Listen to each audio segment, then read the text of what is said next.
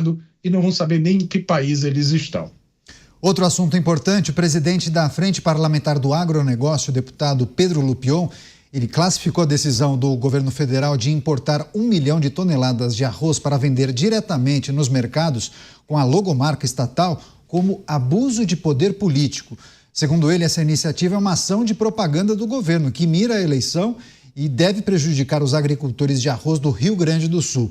A ex-ministra da Agricultura, a senadora Tereza Cristina, também criticou essa decisão e afirmou que o anúncio foi precipitado, já que a safra do Sul já foi colhida. Por fim, ela afirmou que o governo criou pânico sem necessidade. Você, Dávila, concorda com a ex-ministra Tereza Cristina? E subiu o tom, Pedro Lupion, presidente da Frente Parlamentar do Agronegócio, chegou a falar inclusive em abuso de poder político por parte do governo federal, já que as sacas de arroz teriam um emblema, a logomarca do governo federal. Concordo plenamente. E vamos aos fatos. O Brasil teve, e aí o Rio Grande do Sul, que é responsável por 70% da produção de arroz, teve uma excelente safra de arroz. Aliás, colheu 600 mil toneladas a mais do que o ano passado. Portanto, não havia nenhum risco de desabastecimento do mercado. O que houve foi uma alta temporária do preço por 3 coisas. Primeiro, por causa desse pânico, como bem disse a ex-ministra Tereza Cristina, que o governo criou. Criou um pânico, as pessoas ficaram com medo, foram ao mercado e correram. Segundo, que sim, a enchente no Rio Grande do Sul interrompeu temporariamente estradas. E terceiro, ainda teve dificuldade em emissão de nota fiscal. Então, foram 3 coisas que durante um tempo muito curto mexeu sim com o mercado de arroz. Mas não havia nenhum sinal que haveria desabastecimento do mercado. Aí o governo se precipita, diz que vai importar 1 milhão de toneladas de arroz, com o carimbo, o selinho do governo, e com preço estabelecido, tabelado, de R$ 4,00 o quilo, que é abaixo do preço do mercado. O que acontece? Além de lembrarmos aqueles anos traumáticos de Sarney, onde havia preço tabelado, onde havia os fiscais do governo, que é um absurdo total, isso custa dinheiro para todos nós. Por quê? Porque subsídio é pago por todos nós que pagamos impostos. Então, nós estamos subsidiando isso.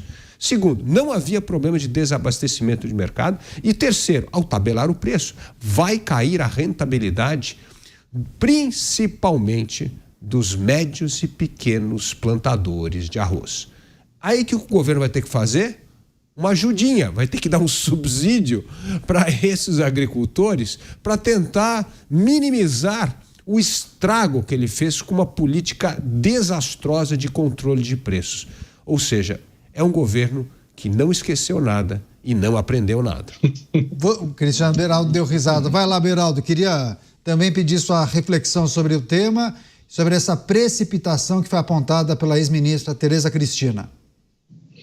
Olha, é inexplicável, não é, para nós que não acompanhamos ali o dia a dia da tomada de decisão, por que se decidiu fazer essa estratégia? Talvez tenha a ver com a preocupação do líder do governo. Era meramente uma questão de comunicação. Vamos comprar o arroz é estratégico porque está associado ao MST, e aí a gente coloca no saco de arroz a logomarca do governo para todo mundo saber que foi o governo que promoveu o arroz barato na mesa do brasileiro.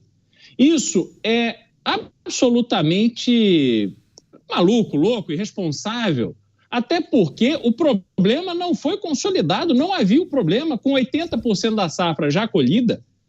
Qual era o risco de haver desabastecimento, de haver sobrepreços? É claro que no momento, pelos motivos elencados pelo Dávila, e isso acontece em qualquer circunstância, aconteceu quando teve ali o evento da pandemia, aconteceu quando teve ataque às Torres Gêmeas, isso acontece. Agora, passado o susto, as coisas vão se adequando. Se houver abusos, você tem instrumentos para poder cobrar. Mas não, como disse o Dávila, vamos ter que retomar aí os fiscais do Sarney, ficar fiscalizando, denunciando.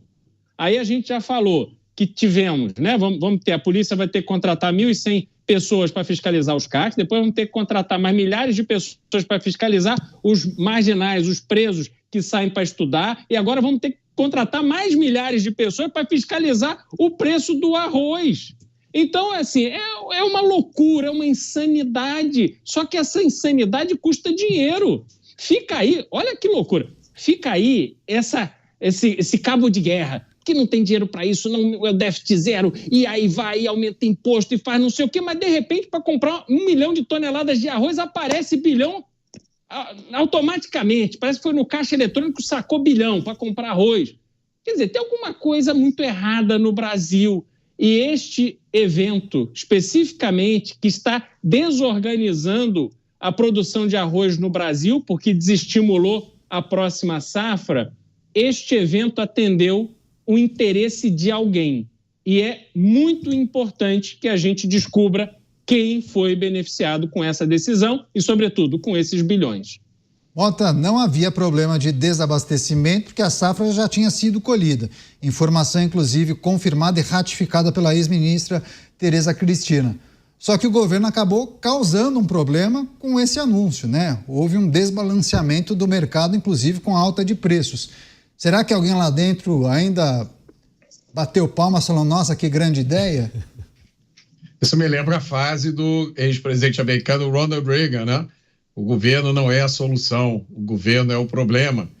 A Federarroz, que representa 70% dos produtores de arroz, diz que não existe risco de desabastecimento.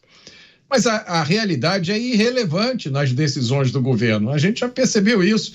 Isso me lembra uma frase do famoso dramaturgo Nelson Rodrigues. Ele dizia com ironia, o melhor time de futebol é o Fluminense.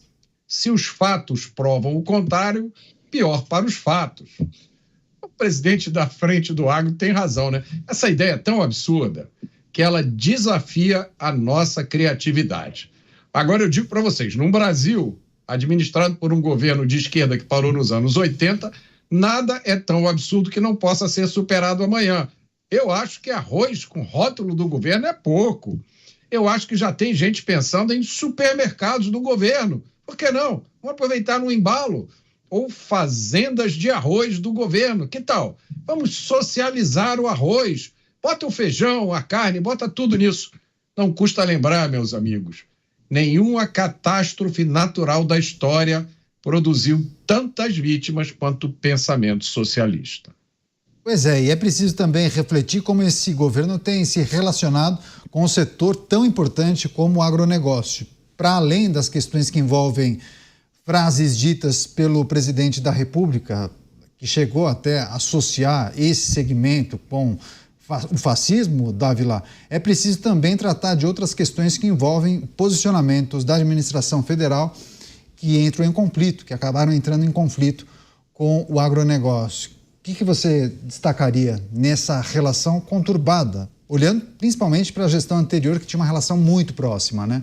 Ela é conturbada pela essência do pensamento de esquerda. O pensamento de esquerda olha o mercado como um jogo de soma zero. Se um está ganhando, alguém está perdendo. Se está perdendo o consumidor, algum ganancioso, especulador, agricultor está ganhando dinheiro. Esse é o problema. Eles não entendem que o mercado é um jogo de soma positiva. Quando todo mundo coopera, trabalha junto, todos ganham. Então, o que o governo deveria estar fazendo se ele tivesse uma visão pró-mercado?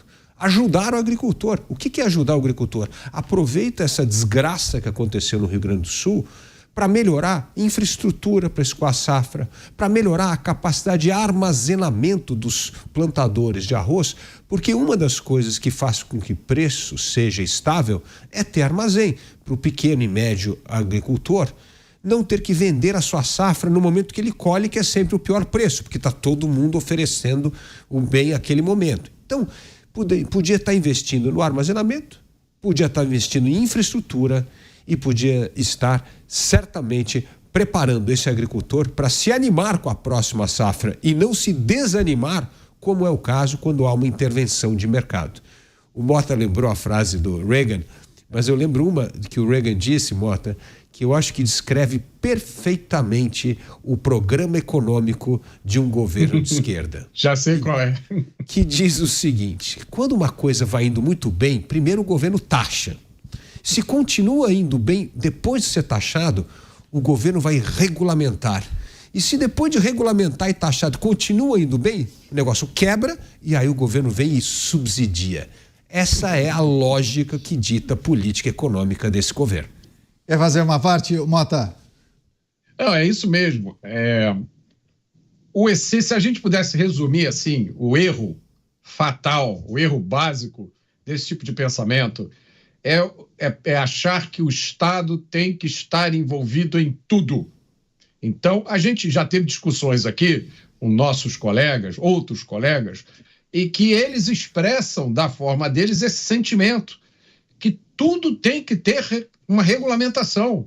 Eu não consigo fazer nada na minha vida se não tiver uma lei, uma portaria, um decreto especificando como as coisas devem ser feitas. Na verdade, na história da humanidade aconteceu justamente o contrário. A maioria das coisas que a gente vê ao nosso redor, a civilização, a cultura, as ideias, tudo surgiu espontaneamente, organicamente. Por exemplo, o dinheiro. O dinheiro não é uma invenção do governo. O dinheiro não é invenção do Estado. O dinheiro surgiu organicamente por pessoas que precisavam fazer comércio. Aí um dia o Estado olhou e falou: eu quero o monopólio desse troço.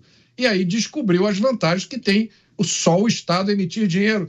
Mas aqui no Brasil, as pessoas ainda são educadas para achar que só existe vida inteligente quando existe o governo tomando conta. E que a coisa mais esperta, mais inteligente, mais sofisticada é uma regulamentação que vem do governo. Se eles soubessem o que acontece atrás das portas fechadas do governo. Vamos falar de eleições agora?